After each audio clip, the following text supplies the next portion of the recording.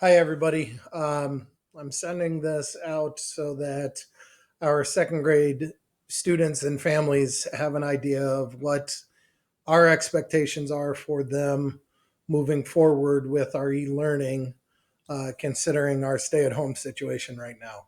Um, so I'm going to go ahead and I'm going to walk through how they can see their assignments, how you can see your assignments, and what kinds of assignments you might expect. Now, some of the assignments I'm going to show you are assignments that most, if not all, of your second grade teachers are going to be using, um, and the format that they're going to look like. That does not mean that there won't be more and some different things that your teacher might ask or expect of you. So I just want to give you a feel for how you do this and what your expectations are moving forward. Okay. Before we do, one of the things that I wanted to mention is some of the items that are included in the assignments are worksheet based. Um, those worksheets are not required to be printed. You can if you talk to your parents and you and your parents decide that you should do that and it's okay to print it out. But we don't want you wasting any paper or printing ink to make these.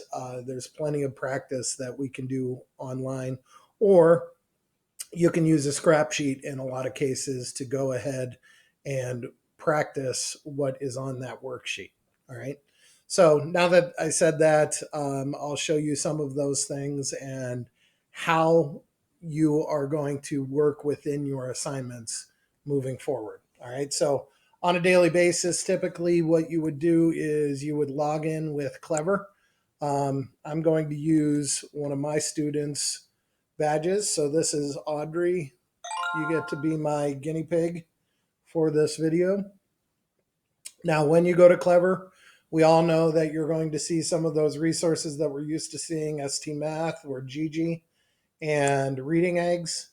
Um, Down below that now, you should see a couple of teacher pages. One of them is Mr. Sebring's page. He added that a couple of weeks ago to give you some portal to some materials that he wanted you to have, such as the daily announcements, which are good to watch each day, and a few other things. I've also included that in my teachers page. So a lot of your teachers, if you are not in my class, should have their own page. And we've started including some materials in it as well. Some of those links in the names will have class codes for you to use, such as for mine, my Epic has the code included. Also, my Scholastic News, which is something that we might be using moving forward on certain days. So please make sure that you're aware of what sites are in your teacher's page if they have sites for you to use. The important one that I want you to see, though, is the classroom link. In your teacher's page, they may have included a classroom link for you to go directly to our classroom page. So mine will take you directly to the Mr. Max grade 2 page. Okay. So if you're in my class, that's what you can expect. The other way that you can open a page, which we should be familiar with, um, is by going through the waffle in Google. So we all should know at this point that if you go to Google and you've already logged in with your badge, you can just simply go to the waffle and go to Classroom, and it'll open up Google Classroom for you. And then you just click on the class that you are working with. Most of you probably only have one. Some of you might have a couple, depending on what you and your teacher are doing. Okay.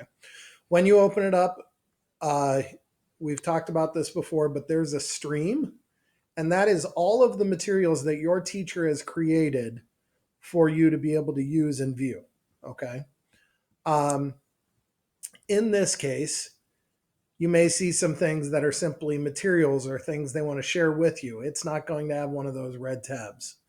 Anytime you see one of those red tabs or circles here, that means that it is an assignment for you to complete. If it does not have a red tab or a red circle, it is simply a material that they're sharing with you for your use. Okay. The easiest way to go ahead and look at your classwork, though, is to go up to the classwork page. And this is where you'll see all of your assignments. When you click in that, it's going to show everything. If your teachers have broken it into topics on the left-hand side, you can click on those topics and it'll show all of the assignments for that subject area. Okay, so I've done reading and it's got my foundations lesson. I can click on writing and it'll show anything that I've done for writing. There's math and there's all the assignments that I've gone ahead and assigned. There's also optional. Okay, your teacher may have them listed differently. They might not have sections at all. You just simply go to the all topics and you're going to be able to see all of the assignments that they have there. The important thing to look at is the ones that have the dates next to them. It tells you when they are due. Okay. So we're going to go in and I want to show you some materials from one of the assignments that we've created. And here it is, a geometry lesson. It's called Learning About Two-Dimensional Shapes. So this is our math lesson. All right. And we click on this. Let me move my picture so that we can see some of what this looks like. So it's got your title. It tells you that it's due April 23rd. Here's a little of explanation of what it is you're going to be doing. Okay. Now, the materials that you need to worry about are over here on the right-hand side. You can see that it has created a material that has your name at the start. So it's got for me, John Maxwell, and then it says Google Slides. So we have created slides that are going to be interactive for you to learn from, and it will create a specific slide just for you and put your name in the title. So if I go ahead and I click in this one, this is the one I want to start with because this is a lesson. All right, let me move my head out of the way again. So these interactive slides, sometimes it's going to ask you to type on it, and sometimes it's going to ask you to move some things, all right?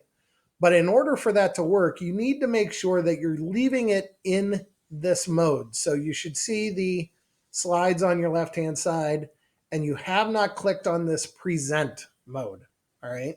If you click on the present mode, it will not allow you to type or move objects. So make sure that you're leaving it in this mode. All right. So on these first few pages, you can see it's got a description of some of the things you're going to do. Then as we get to this page, it asks, how many sides and vertices do you see? Well, we talked in the first couple of pages about what those are. Now you need to look at the shape, and then where it says type, you double click on it and it opens up the text box so that you can type your answer there. So we want you to tell us how many sides there are there. So we look at this shape. I'm not sure what that shape's name is. Really, I do, but I don't want to say it out loud. And then I need to type in there the number of sides that I think it has. So it has 8 sides according to me. And then how many vertices? Well, I think it has 5 vertices. Okay. Now, that's not a whole lot of help to you unless you're able to check to see if you're right. Well, down here, Mrs. Jackson, who had created this, she made it so that you can check your work and check your answers. Okay. So it says move to check your work. Now, if I go here and I see that I, that capital I, it's the cursor. If I click on that, it's going to put me in there and you can see the blinking cursor and it allows me to type. I don't want to type on this one, so I'm going to click off of it. I want to move it to check my work. So in order to do that, I hover over the shape or the object and I look for that X. Okay, it looks like a compass rose X, but it doesn't have the north, the east, south, west on it. Now, when I see that X, if I don't see that X, I can't do this. But if I see that X, now I can move that shape. And you can see it's making a silhouette of the object so that I can move it. I'm not going to move it out of the way, because I don't want you to see the correct answer. I want you to practice it when it's time for you to do this. All right.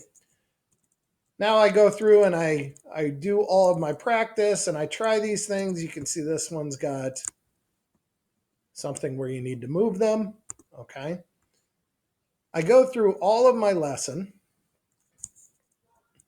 and we've got a little thing on quadrilaterals here. Sometimes there's videos in it. But I finish up my lesson. Now I can close this. All of the work that I've done is going to be saved in this file. Okay. Now I'm going to move on to the next one. This one is a PDF. This is what I was talking about at the beginning of the video. This is a worksheet and an activity that you can do. And hopefully you have some of these materials that will allow you to do it, or maybe your parents have something else that you might be able to use if you don't have some of these things. The second page of this is a worksheet. This is one that you very simply could do on a scrap sheet of paper if you are not able to print it out. Okay? We are not requiring you to print these out. All right.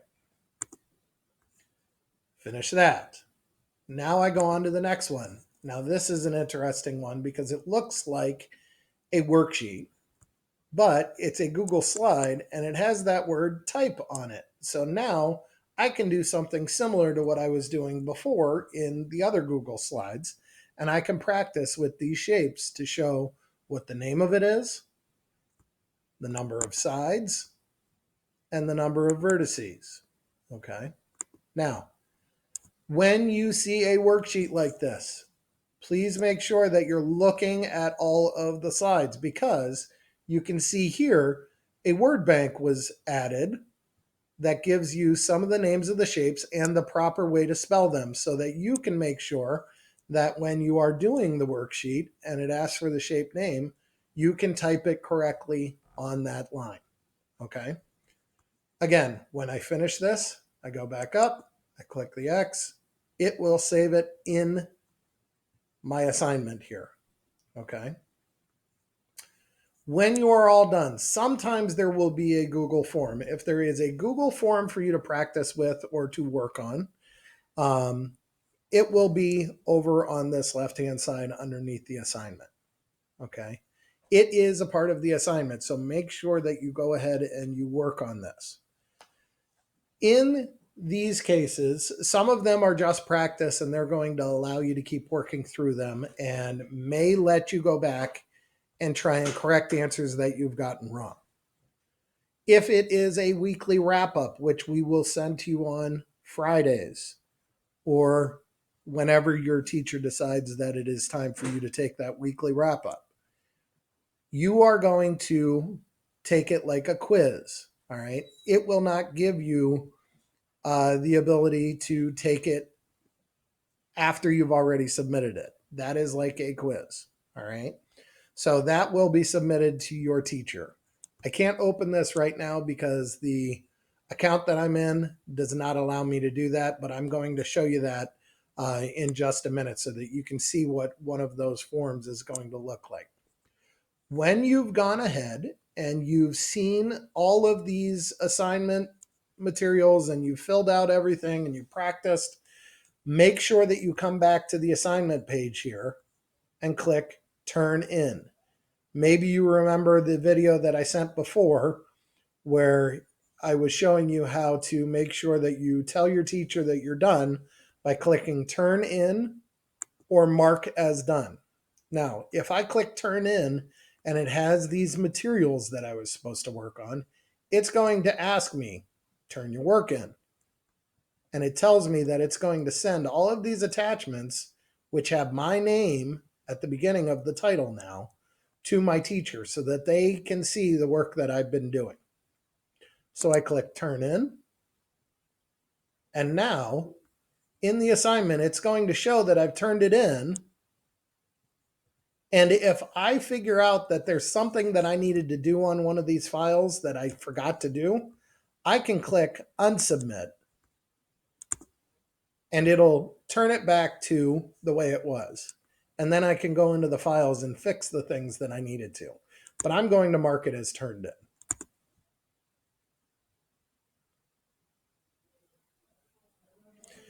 When I'm done with that assignment, then I can go back and look at what my other assignments are to do.